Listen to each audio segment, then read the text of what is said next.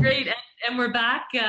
Thank you so much for joining us. If you're just joining, this is the Transformation via the Sanitation Economy Virtual Summit. It's World Toilet Day 2018. We have a full program lined up.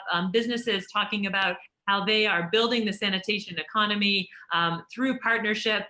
The last 3 sessions have just now talked to us about partnerships that are being developed and solidified through our Toilet Accelerator program. And now we have another business with us from the smart sanitation economy. We've heard from the toilet economy, from the circular sanitation economy, and now the smart sanitation economy. I'm going to hand it over to my colleague Venu Gupta, who's the director of our Accelerator program.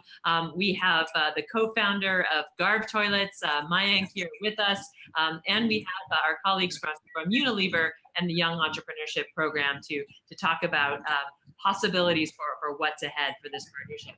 Venu, over to you. Thanks, Cheryl. So I'm going to begin by asking Mayank about Garv Toilets to share the Garv story, as it were, and you know what prompted to go into the smart toilet. And I know that for Garv Toilets, the smart component is very critical and very key in terms of the operations and maintenance. And so over to you, Mayank. Right. Thank you so much, Venu, and thanks, Cheryl, for giving us this platform and to explain our story to the whole world globally. Yeah, really interesting question there, because we started around 2015, and because of my background to rural management and manufacturing, I always had this knack of development of products, hardware products, which could benefit the BOP communities. So while I was doing a project for some telecom companies, building enclosures for them, that's where the idea really kicked in, that we can actually make some portable toilets out of metal, and that would enable us to plug in the gaps which exist in the public toilet system, which is mostly about vandalism. But that was just the start. And while we brainstormed with our team and some of my friends from my engineering days, we thought that this could be done by anyone. But the real problem that exists in the public toilet space is about irregular maintenance. And toilets can be built by anyone, then they are always neglected. So if we can actually use the technology, the new age technology, by integrating it to the new hardware systems and utilize it in a way that we can actually real time monitor these toilets in a real-time basis. That's where we can actually come in and basically look into the maintenance of toilets and improve the operational efficiencies. So that's where we developed the prototypes in 2015, and we commercialized the whole product in 2016. And that's, I think, now in the past 2 years, we've seen that the whole ecosystem has also matured around the smart sanitation activities. And people have started to accept our product, which is an indestructible and smart sanitation product, wherein we integrate Internet of Things devices onto the toilet systems, and we also get to know how the toilets are being used in a given particular time. So in a way, we are improving the operational efficiencies of the public toilet systems. We are also getting to see how the low-income, underserved communities are using these toilet facilities at any given point of time. So on a very aggregated level, we get to see how much time they are spending in the toilet, how many times they've used the toilet, how many people are using urinals, whether they're washing their hands, whether they're using soap dispensers or not. And so even if we want to work with them on the softer aspects in the long-term basis about changing the behaviors over a longer term, we get to see a very precise data and analyze it and go into the communities with this kind of data set just to work with them on specific behavior issues about hygiene management. So yeah, so I think I would like to thank Toilet Board because we kickstarted this year with the Toilet Board cohort in January, and this has been a truly special year for us in terms of business. we have grown 4x this year in terms of installations and in terms of the services that we are able to provide across India and Ghana. Thanks, Mayank. Thanks. James, I wanted to ask you, and Mayank has been a recipient of, he's been one of the winners of the 2018 Unilever Young Entrepreneur Award. And James, who's with us from Unilever, has been part of that award program. So, James, I wanted to understand from you, what did you find special about Garv toilets? What interested you? What interested Unilever to give this very prestigious global award to Garv toilets? Yeah, so I mean, I had the great pleasure of meeting Mayank at the Unilever Young Entrepreneurs Awards earlier this year. You know, I think for us as a business, I think Unilever is pretty well renowned in terms of its commitment to the SDGs. Certain products that we develop and market around the world, particularly soaps, bleaches that you know, can clean these facilities. But I think, you know, we at the end of the day aren't in the business of toilets and sanitation from a sort of physical, you know, building the equipment. And I think, you know, meeting Mayank, it's been fascinating because there's someone there who is incredibly passionate, inspired, and motivated to do good.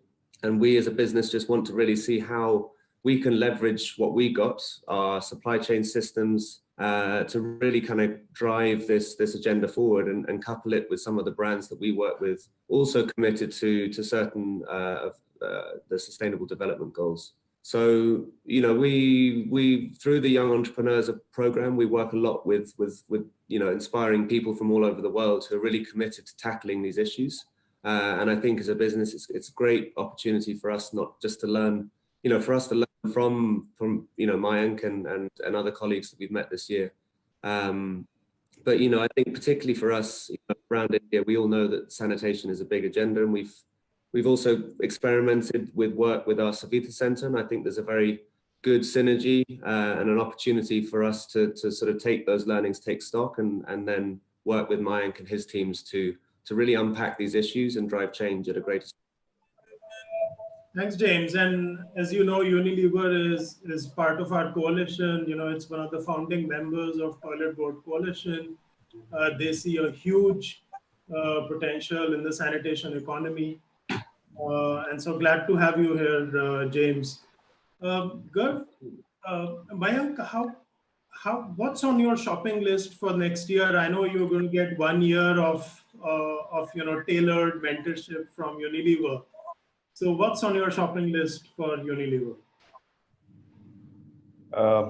Well, thanks, Venu, and thanks, James, for such appreciation that you just shared. Actually, yeah, the shopping list is huge. We are just building the list as of now, because we see that there's a tremendous opportunity through the partnership with Unilever, and one of the opportunities that exist and that we have been exploring is working with the Suvidha centers that Unilever has been working on for quite some time now. And through the Suvidha centers that we are trying now is that maybe retrofitting of the smart tech that we have developed into the centers, and not only the steel toilets that we do, but also retrofitting it in the existing centers, and also maybe helping in improvement of operational efficiencies with respect to self-cleaning of toilets, and with respect to minimizing the human interface, and also digitizing the payments around the whole center experience there. So that is one. And obviously there exists another opportunity of branding of hygiene products across the centers that we have been doing.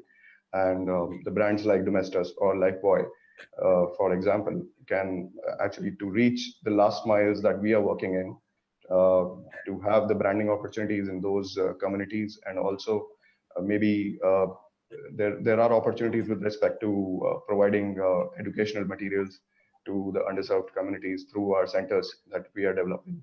So yeah, so there are immense opportunities that we see working with the Unilever support, and also support from Cambridge, working with the mentors on the 12-month program there.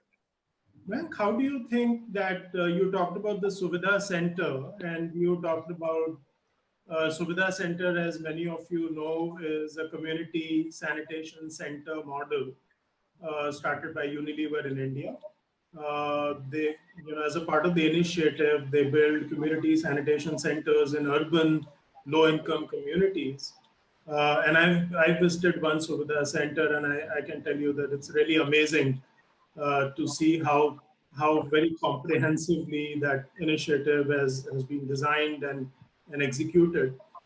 And so, Mayank, I'm just curious, how do you see the whole smart technology, working or integrating with the Suvidha Center initiative? So yeah, as I just mentioned, there are opportunities with respect to minimizing the human interface with respect to the fact that there are cleaners, there are supervisors who are managing these Suvidha centers in terms of maintenance, and that's where we come in.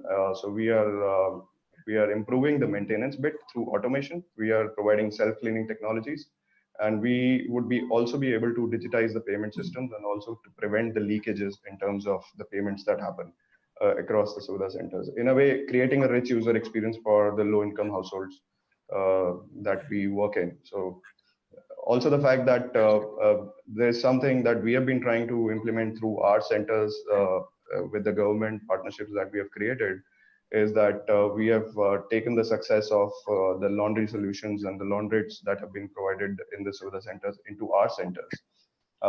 And we are trying those across the low-income households and low-income communities. And so that is something that we are trying to build on the revenue streams for bringing down the break-even levels of our centers. And so yeah, so trying out with different revenue streams that have not been tried as of now as well. Yeah, thanks. So James, I wanted to come to you next and understand from you as Mayank, builds the whole Garv toilet value proposition as he tries to scale up the footprint of Garv toilets. It is really going to be a considerable branding exercise. I mean, how do you have people identify with the brand and identify the overall value proposition around the brand? So in your experience as the global marketing manager for Unilever, what would you suggest to Mayank? I mean, what from the marketing perspective does scalability look like for this model? Yeah, so I think this is something that we discussed on the Young Entrepreneurs Program.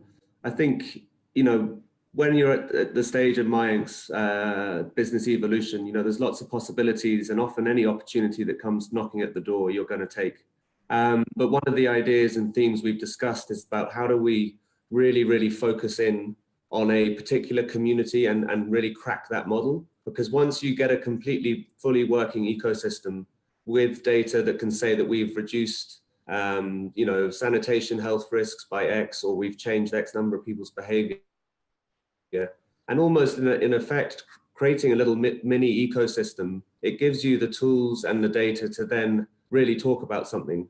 And I think India is a big country, you're not going to solve it overnight, but sometimes when you are a startup, you want to go in as far and wide as you can, and I think that then almost sort of it dissipates the amount of data that you can collect honorably. So somehow we would love to see we can find a model that works for both Garv and Unilever, but also a model that we can then prove to say people in governments, local government communities, and other interested parties at a wider level, even beyond the Toilet Board Coalition, that this actually works. And so something we would like to really test is just creating that hyper local model that we can test, and particularly through Garv's initiatives around data collection, how do we make that data both useful and something that we can act on? Do you think that there is something different about marketing to low-income communities than marketing to we have many products being marketed to urban communities and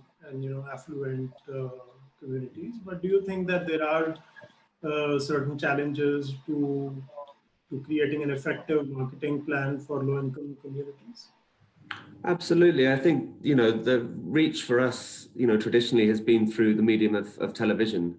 Not everyone has access to a TV, and not everyone is watching TV at the right time that your advert goes out. I think we're seeing a huge change now in the way advertising works.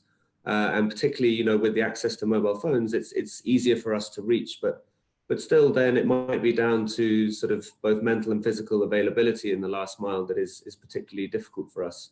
But that's where we want to see the impact and have the most amount of impact. And I think what's potentially exciting about the Garv toilets and also their ability as a sort of focal point within the community, and like we've seen with the Savitha Centre, they become areas, a community within a community. And therefore, to get, for us, that we monitor our brands through brand tracking, brand equity, it is a huge opportunity for us. But also beyond the branding side is that we're an enormous organization. So we have, many levels working, in countries from all the way up from the government all the way to the last mile. So I think as well as the branding opportunity, we would like to be able to sort of, if we can endorse or advocate Garv and saying that actually this is a model that's worked, because people have been trying to solve the sanitation issue for many years. That for us just enables us to sort of have faith in the projects that we're doing. And I think this is about finding a scalable solution as quickly as possible. So, perhaps working in that more focused way to begin with might not seem like it's having a huge impact, but in the longer term, it should be able to accelerate impact in the future. Great, thanks, James. Mayank, let me just get your quick thoughts on what are the challenges that you see as you try to scale up the smart toilet Garv solution? What's the kind of market that you're seeing for urban low-income communities in India? And the major challenges, how big is the market? Do you think that it's a really transformative opportunity? So just quick thoughts on that, if you could. Yeah, I believe it is complete virgin market as of now, wherein for the ecosystem, so to say, the people in the government have just started to accept that smart sanitation exists, and it will be the future. And that's where we've been able to forge the long-term public-private partnerships with some of the local municipalities in India and Ghana. And so there's acceptance from the government, which is probably the biggest hurdle that I believe has been for us, crossing into the government space and working with them in partnerships. And I believe going forward, the technology is developing so fast that maybe in times to come, we'll be able to predict what kind of diseases are going to break out in the times to come, depending on the waste that is being generated throughout the communities that we work in. Also, the fact that in our whole effort of building healthy communities, we have taken a holistic perspective through the data that we collect. And as I explained earlier, there exists an opportunity of working with the communities in a very precise manner in improving the hygiene behaviors. That's something that is there, and I believe that is the future. Great, thanks, Mayank. So I think there's a lot of interesting stuff here happening. When you have a smart urban low-income community sanitation center model, and they're getting helped by Unilever for one whole year, then it's something really promising, it seems, that's cooking up here. So I just wanted to ask, James, any final comments you have on the smart toilet? How can smart toilet be scaled up? I mean, what are the other potential areas where smart toilet could help in the overall sanitation sector? Absolutely. I mean, I think it's a vital, piece of equipment that we certainly are very interested in. I think even through our own Savitha Centre, just maintaining that on a regular basis and making sure that it is safe and healthy for people to use as we've learned a lot. But collaborating with Mayank, and I think this smart technology means that we can be a lot more responsive to serving communities' needs to maintain that there is safe and clean sanitation for everyone. I think for us, what's really exciting is just there is huge potential. I mean, India is just one market, but all over the world we're seeing, missed opportunities here, and I think we look forward to working with Mayank a lot more in the future. And my role certainly is to help him unpack the Unilever world, because it's a big old universe. I think we're going to be working closely together, also alongside Cambridge, to make sure that actually, we can serve and help him in the most effective way possible, rather than leaving it on Mayank's shoulders to have to sort of try and work to talk to you next. But, hopefully we've already had some good conversations, and I think, activity is happening definitely within the Hindustan business in India at the moment. So. Great, excellent. Mayank, any last thoughts? I believe that these are really exciting times to be in the sanitation economy piece, and we've seen it happen real time over the past 3 years. We see that how the economy piece is growing, and just how people are accepting, how people who are in the decision making space, they are accepting the whole smart sanitation bit. That is really exciting, and we are really excited to work with Unilever and the likes of University of Cambridge. All really very exciting phase for us. Yeah, thanks. Great, excellent. So I'd like to thank you both, James and Mayank, for taking the time out. I think it's been a really interesting panel. I can already see the contours of a really big opportunity in the sanitation space that can be transformative. So good luck to both of you, and thank you. All right, thank you all. Pleasure. Bye-bye. Thank you also from my side. And another fantastic panel here at the Transformation via the Sanitation Economy Virtual Summit.